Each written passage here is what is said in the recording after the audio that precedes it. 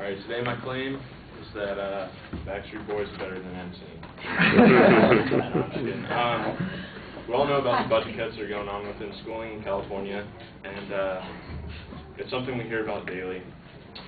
Today my purpose is to show you all how instead of cutting school budgets to help us get out of debt, it will in the long run end up hurting the economy. In Obama's State of the Union speech, he stressed the importance of higher education, saying that a high school diploma no longer guarantees a good job.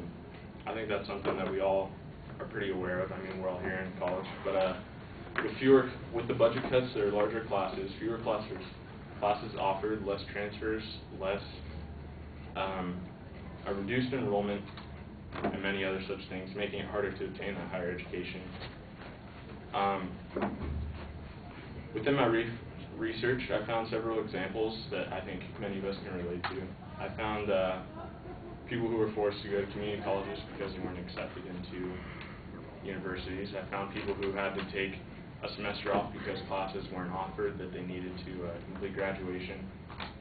And other ones where people were going into debt trying to pay for classes or taking out big loans. And I found one in particular, a mother trying to better herself who was in work and also doing school, but she was going to possibly be forced to drop out of school because she couldn't afford it.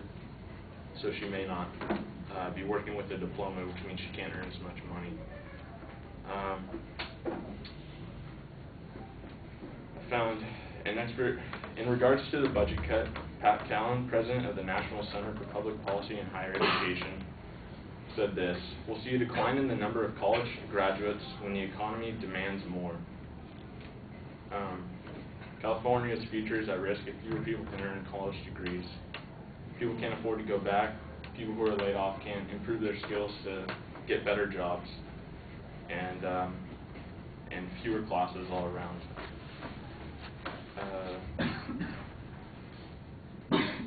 In an April 2009 study by the Public Policy Institute of California, projected the state would face a shortage of nearly 1 million college-educated workers by 2025, and warned that funding costs would worsen the skills gap.